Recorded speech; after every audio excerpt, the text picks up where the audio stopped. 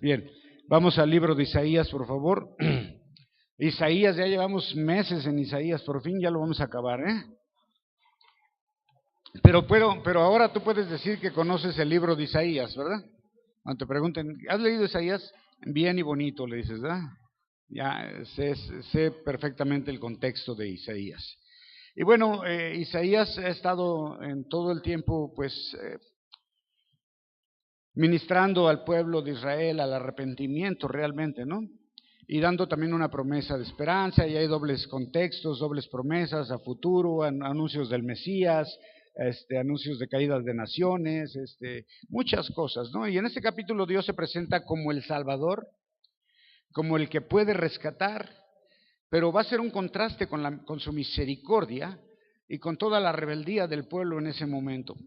Porque déjame decirte que a pesar del rechazo de la gente, cuando tú entregas tu vida a Dios, Dios te ama. Y Dios está dispuesto a bendecirte. ¿Están de acuerdo con eso? O todavía creemos en ese Dios castigador que presentan en algunos lugares. Porque desde pequeño nos dicen, ¿verdad? Te va a castigar Dios. Y déjame decirte que Dios no castiga. Se castiga uno solo. Ajá. Dios, su carácter, su esencia es bendecir, es dar, es bendecir, es a sus hijos, ¿verdad? A quienes le aman. Es lo mismo que un padre, ¿no? Tú amas a tus hijos y los bendices. Y a veces cuando son rebeldones, estás dispuesto a bendecir, ¿verdad? Sí. Aunque sean rebeldones, dices, ¿sabes qué? Pues es mi hijo, ¿verdad? ¿O no? Pero es que es esto y el otro, pues sí, pero es mi hijo y pues en alguna forma yo estoy esperando un cambio de él, ¿verdad? Y si yo veo que hace un esfuerzo por hacer algo diferente, yo voy a seguir con la misma disposición de ayudar y bendecir. Y así es Dios. A pesar de que la gente lo conoce y después empieza a alejar de él, Dios todavía tiene poder para actuar, para escuchar, para bendecir. Vamos a leer los dos primeros versículos de Isaías 59. He aquí que no está cortada la mano del Señor para salvar, ni es agravado su oído para oír, pero vuestras iniquidades han hecho división entre vosotros y vuestro Dios, y vuestros pecados han hecho cubrir su rostro de vosotros para no oíros. ¿Okay?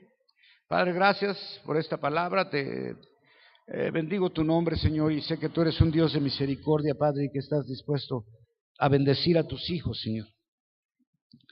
Y que nosotros voluntariamente y a veces involuntariamente también, Señor, nos separamos de ti. Te damos gracias por tu misericordia y tu carácter benévolo, Señor, perdonador. En el nombre de Jesús. Amén. Dios comienza a decir, mi brazo no está corto. ¿Se acuerdan de esa de Él me liberará? Mi brazo no. Bueno, Dios dice, mi brazo no es corto, yo puedo salvarlos. Y tampoco es que no esté escuchando, que no sepa lo que está pasando. Y Dios dice, ¿sabes qué? Yo estoy dispuesto a bendecir. El pueblo piensa que Dios no está haciendo nada, que no escucha, pero Dios afirma que Él puede salvar y puede escuchar. Y la clásica frase que dice, no soy yo, eres tú, ¿no? O al revés, no eres tú, soy yo. Ajá. El problema no era Dios. El problema nunca es Dios, ¿eh? Déjame decirte, el problema nunca es Dios. Muchas veces pensamos que Dios es el problema y que por eso no nos está yendo bien, porque Dios no nos oye, porque Dios no actúa, porque Dios ya no nos quiere. Y dice Dios, no, el problema no son nosotros, son ustedes. Dios quiere bendecir a su pueblo, pero ellos se alejaron de Él. Y el versículo 2 lo explica perfectamente bien. Dice, yo estoy dispuesto a salvar, yo estoy dispuesto a escuchar, dice, pero, ¿verdad? Pero, una palabra que no nos gusta mucho, cuando aparece un pero, ya es que ya hay pero. Ajá, es un pero. Entonces, la forma en que, esa es la causa de la separación de Dios y del pueblo. Sus inequidades, la forma en que el pueblo estaba pecando deliberadamente. Ellos se habían distanciado de Dios, ¿sabes por qué? Por su voluntad, por sus actos, porque querían andar ¿en dónde? En sus propios caminos. Y cuando el hombre decide andar en sus propios caminos, comienza a alejarse de Dios.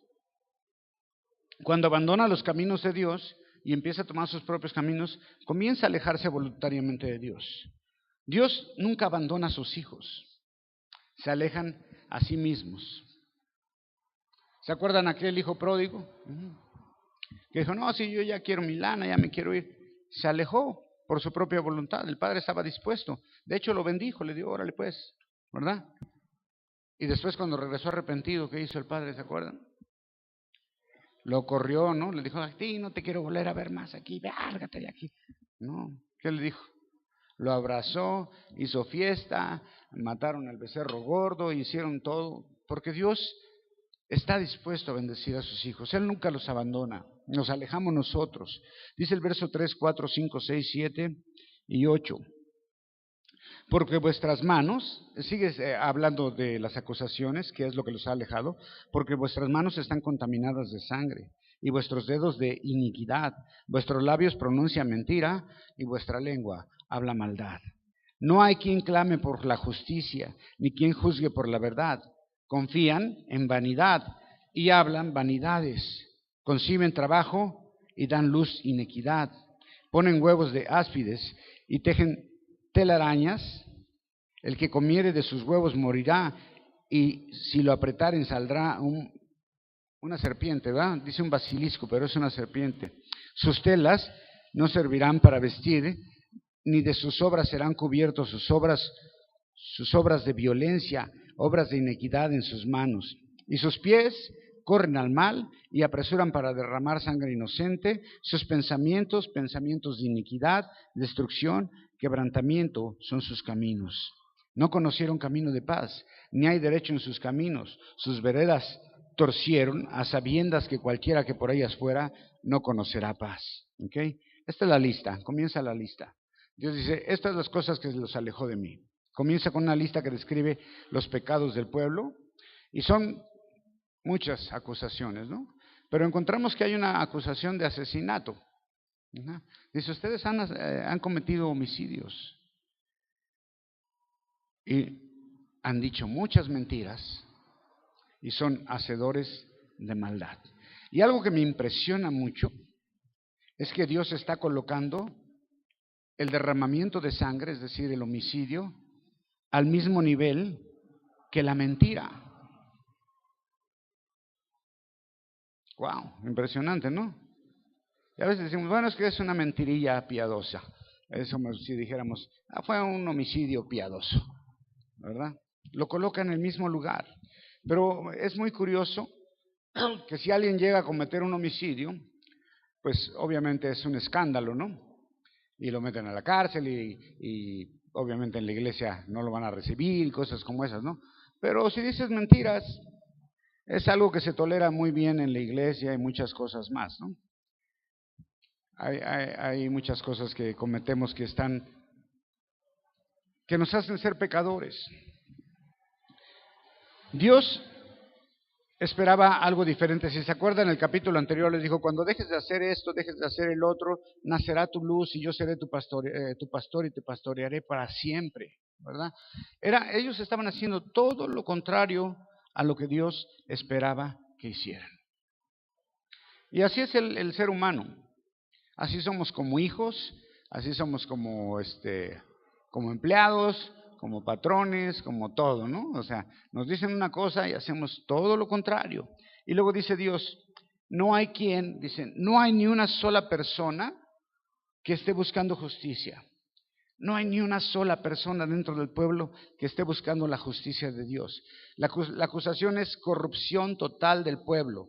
Corrupción total de sus jueces, de su gobierno civil, de sus sacerdotes, de los jefes de tribus. Todos estaban totalmente en corrupción. Era un mundo totalmente corrupto, caído, como el que tenemos ahora, ¿no? Igual, lo mismo que tenemos ahora. No había justicia y aunque estos veían que no había justicia, nadie era capaz de decir o hacer nada. Todos participaban de la corrupción. Nadie estaba buscando la justicia de Dios. Esto quiere decir que todos estaban perdidos en la maldad. Tanto en la religión, como en el comercio, como en los juicios, como en las relaciones interpersonales, estaban llenas de corrupción e injusticia en todo el pueblo de Dios. Y luego empieza a hablar con un lenguaje muy figurado, de que habla de los huevos y las serpientes. Verso 5. Y habla cómo el pueblo de Dios cometía toda clase de pecados, pero no solo eso, sino que enredaba a otros y los involucraba en cometer pecado. Y lo que está diciendo es que todas sus obras, todo lo que daban a luz era maldad. Todo lo que daban a luz era maldad. Cuando el pecado es cometido, otros pecados brotan. ¿Ves? Cuando tú cometes un pecado o dices una mentira, de ahí va a venir otra mentira. Y después va a venir otra mentira y otra mentira para seguir cubriendo la primera mentira hasta que estás envuelto en puras mentiras. Y tu vida siempre ha sido una mentira. ¿Verdad? ¿Te acuerdan de eso? Bueno, puras mentiras. Y luego dice, tus telas no servirán, tus telarañas. El significado de estas metáforas es que no hay seguridad ni protección en el pecado.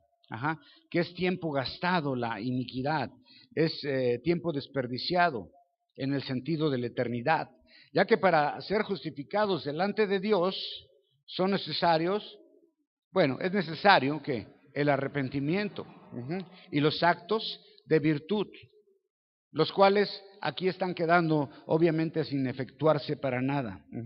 Igual que no te puedes vestir con una telaraña, ¿verdad? Alguien más que el hombre araña, ¿verdad? Eso sí. Así las obras de Israel eran insuficientes. No podían cubrir sus pecados, pues eran obras malas, aunque pretendían tener buenas obras, pero solo daban a luz obras malas. Realmente ellos estaban fingiendo tener una comunión con Dios solamente. Y Dios le dice, ustedes lo único que les gusta es correr tras el mal, y nos encanta lo malo. Lo malo lo obedecemos y lo aprendemos muy fácil, ¿verdad? Lo bueno es muy difícil. La maldad, la violencia, la destrucción. Estos eran los objetivos principales de la vida de estas personas, de este pueblo, ¿no? Y también describe la maldad del mundo de nuestros días. ¿Cuánta gente en nuestros días no se levanta pensando, ¿a quién me voy a fregar ahora? ¿Cómo voy a robar un poquito? ¿Qué tranza haré ahora, no? Y hay mucha gente así. La decadencia espiritual del pueblo de Israel era total, hermano. Solo pensaban en cómo sacar provecho sin importar a quién haga daño. Les encantaba ese estilo de vida. Pero solo dice Dios que les iba a traer, ese estilo de vida solo te puede traer quebrantamiento y destrucción. No hay más, ¿ves? Si tú te la pasas haciendo malas obras y buscando a quien agraviar para sacar provecho personal, al final de cuentas solamente vas a acarrear destrucción y quebrantamiento para tu vida. Hay una frase que dicen aquí en México, dicen, el que no es tranza no avanza. ¿Ves? Y la toman muchos así como parte de la cultura, ¿no? El que no es tranza no avanza. Y yo te digo, el que es tranza sí avanza, pero al infierno. ¿Ok? Entonces, por todo esto, ellos estaban separados de Dios. Y eso estaba impidiendo su salvación. Aunque Dios dice, mi brazo no es corto, yo puedo alcanzarlos. Yo los puedo salvar de ahí, pero ustedes se separaron de mí. Y todos estos textos, Pablo, si tú vas a Romanos 3, los toma, no vaya porque no vamos a tener tiempo, pero si tú tomas Romanos 3, toma todos esos textos para argumentar el pecado de la humanidad en el libro de Romanos capítulo 3, ¿ok? Entonces Pablo toma como Pablo, como Jesús, como Pedro y los apóstoles, todos toman sus consejos o sus palabras del Antiguo Testamento, no inventaron nada, ellos toman del Antiguo Testamento y lo aplican a la gente, y le habla que tienen unas veredas torcidas. La forma de vida del pueblo de Dios ahora estaba ya muy torcida en el sentido de los valores morales y espirituales. Ahora, cualquiera que siga ese ejemplo no puede tener paz. Cualquier persona que no tenga valores morales o espirituales no va a encontrar paz en su vida. Aparentemente puede ser una persona que vive muy bien, pero te aseguro que no. Y hasta aquí las palabras del profeta son al pueblo y les está diciendo, esta es la causa por la que Dios no puede intervenir a su favor. Y luego, a partir del verso 9, después de que el profeta grita a viva voz todo eso al pueblo, antes ya les había dicho que debían de dejar de hacer algunas cosas y nacería su luz. Pero ahora el pueblo, escuchando del verso 9 en adelante al 15, comienza a ver una confesión. Y ahora dicen ellos: por eso se alejó de nosotros el juicio y la justicia nunca nos alcanzó. Esperábamos luz y aquí tinieblas, resplandores y andamos en oscuridad. Tentamos como ciegos la pared y como sin ojos andamos a tiento. Tropezamos en el mediodía como de noche, en sepulcros como muertos. Aullamos como osos todos nosotros y gemimos lastimeramente como palomas. Esperamos juicio y no hay salvación, y se alejó de nosotros. Porque nuestras rebeliones se han multiplicado delante de ti, nuestros pecados han atestiguado contra nosotros, porque nuestras iniquidades están con nosotros y conocemos nuestras iniquidades. Rebelar y mentir contra el Señor y tornar en pos de nuestro Dios, el hablar calumnia y rebelión, concebir y hablar corazón de palabras de mentira. Y el derecho se retiró y la justicia se puso lejos, porque la verdad tropezó en la plaza y la equidad no pudo venir. Y la verdad fue detenida, y el que se apartó del mal fue puesto en presa, y lo vio el Señor y desagradó sus ojos, porque pereció el derecho. Wow. Entonces toda esta gente saben sus pecados, saben que están inmersos en la maldad. Mucha gente que sabe lo que está haciendo mal y está segurísima. Y ahora ellos empiezan a reconocer que este hecho es lo que los ha separado de Dios. Pero ya están reconociendo. Y cuando alguien reconoce algo que tiene un problema, puede ser el primer paso para el arrepentimiento. Reconocer que tengo un problema. Sé que lo tengo. Sé que estoy actuando mal. Y cuando lo reconozco y lo confieso delante de Dios, es el primer paso para hacer el arrepentimiento. Estos estaban confesando que todos sus rituales religiosos, su aparente religión, solo era una simulación. Solo simulaban, pero su corazón estaba muy lejos de Dios. A muchas personas que su vida solo es una simulación, parecen ser.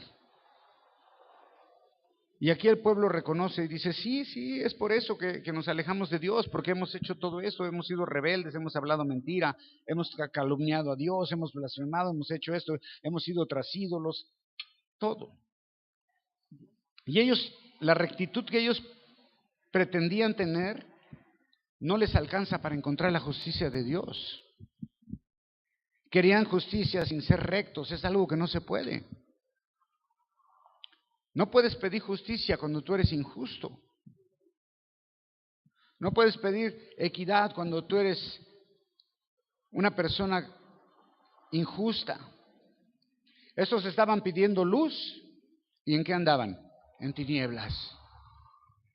Y dice que era tanta la oscuridad en la que andaban, dice, y en un lenguaje desfigurado, dice: vamos a tientas por las paredes como muertos. Es decir, sin ninguna vida espiritual, una vida física, sí, pero una vida física llena de tropiezos, de mentira, de maldad. Y está hablando de estar ciegos con respecto a las cosas espirituales. Y tanto era su ceguera que la gente se tropieza como en mediodía, como si estuviera en una densa oscuridad, ¿no? Y dice: gruñíamos como osos y después nos lamentamos como palomas, porque solamente estaban viendo cómo se alejaba la salvación de Dios a causa de sus acciones. Habemos muchos que necesitamos hacer lo mismo, es decir, confesar que hemos estado fingiendo y desear comenzar una verdadera relación con Dios en realidad. Dios le dice en el verso 12: se han multiplicado sus iniquidades. Hay un verdadero reconocimiento de sus pecados, pecados que ellos conocían, que los hacían con plena conciencia. Mintieron, atacaron a Dios y como si fuera poco, A quien decidía apartarse del mal, quien no jalaba con ellos, dice, lo metían en prisión. Pero realmente tal vez no una prisión física, pero era una persona que era excluida, que lo trataban mal. Si no ibas con ellos, obviamente te iban a atacar y serías presa del ambiente hostil de toda esa gente, ¿no? Es como cuando estás en un grupo de personas que quieren hacer algo malo y tú dices, yo no, entonces empieza contra ti el ataque, ¿no? No, ese no le entra, es así, así es marica y cosas como esas, ¿no? O es muy religioso, es que es aleluya. Ajá. Así esta gente, a quien no participaba de sus maldades, lo excluían y le empezaban a ser hostiles con ellos. Entre esta generación malvada, aún aquellos que deseaban arrepentirse son perseguidos cuando se apartaban de sus malos caminos. La corrupción estaba dentro del sistema legal y esto también desagrada mucho al Señor. Hay gente que cínicamente declaran sus pecados con orgullo y sin vergüenza, ¿no? ¿No ha escuchado gente así de sinvergüenza? Que declaran sus pecados y sus malas acciones como muy orgullosos de lo que están haciendo, ¿no? A veces he escuchado testimonios, cuando alguien da un testimonio, que es algo que debemos aprender a dar un testimonio, y dan su testimonio alardeando, ¿no? De toda su maldad que cometieron. Y pues, ¿en qué puede edificarnos eso, no? Eso lo sabemos. Versos 16, 17, 18, 19, 20 y 21. Ahora, Dios una vez más, ya escuchamos la confesión del pueblo, primero la acusación contra ellos, ahora que sí reconocen que han hecho todo eso.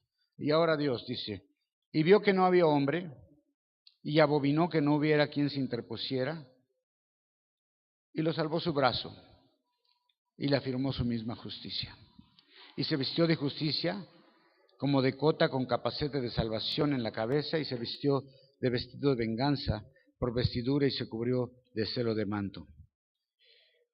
Como dar pagos, como para tomar venganza de sus enemigos, y dar el pago a sus adversarios, a las islas dará el pago. Y temerán desde el occidente el nombre del Señor, y desde el nacimiento del sol su gloria, porque vendrá como río violente, impelido por el aliento del Señor. Y vendrá el Redentor a Sión, y a los que se volvieron de la rebelión en Jacob, dijo el Señor. Y este será mi pacto con ellos, dijo el Señor, el espíritu mío que está sobre ti, y mis palabras que puse en tu boca, no faltarán de tu boca y de tu boca de la simiente y de la boca de la simiente de tu simiente, dijo el Señor, desde ahora y para siempre. En la versión Reina Valera, cuando dice que se vistió, habla del yelmo de salvación, de la coraza de justicia. ¿Se acuerdan de todo eso? ¿Dónde viene eso?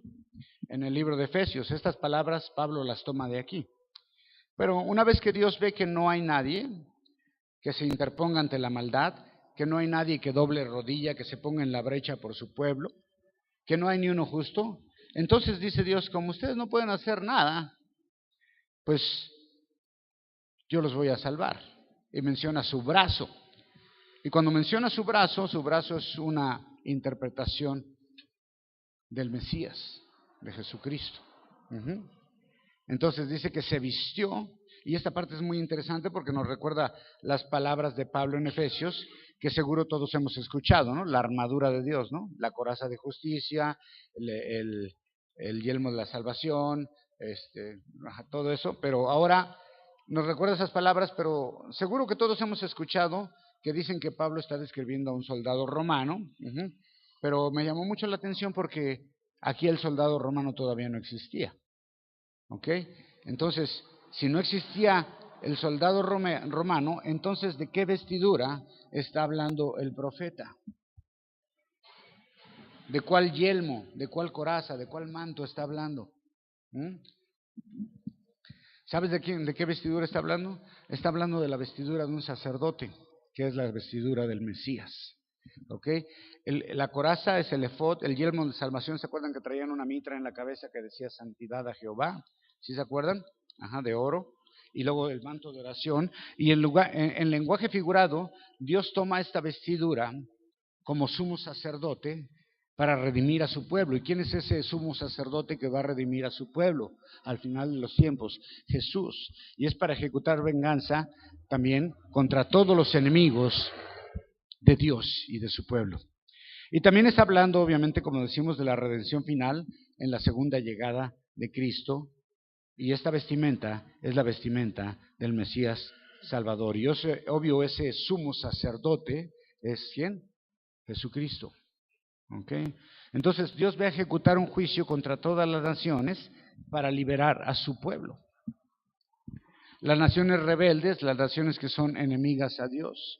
Pero también en un contexto a futuro, Dios va a derrotar a todos sus adversarios y todos sus enemigos sobre la faz de la tierra en el tiempo de su segunda llegada. Entonces el Señor va a aparecer, ¿en dónde dice? En Sión. ¿Ok? A todos aquellos que se han arrepentido, a todos aquellos que han aceptado al Señor Jesús como su Mesías y Salvador.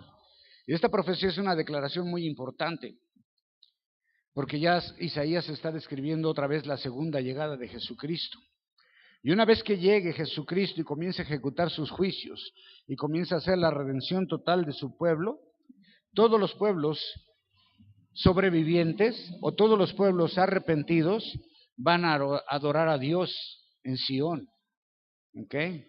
Y vendrá, ¿quién dice? El Redentor. Ahora, si te das cuenta, habla que desde las costas de Occidente van a adorar a Dios. Todos sabrán que Él es Dios y lo van a adorar. Entonces, cuando habla de las costas de Occidente, ¿de qué lado está hablando? Díganme. ¿De dónde? ¿De Puebla? ¿Quién dijo de Puebla? Obviamente está hablando de nuestro lado, ¿no? Entonces, desde América, bueno, América, Norteamérica, Latinoamérica, bueno, todo es América, ¿no? Entonces está hablando de ahí. Es muy interesante ese versículo, fíjalo, ponlo otra vez por favor, ¿dónde está? ¿Cuál es? El 19.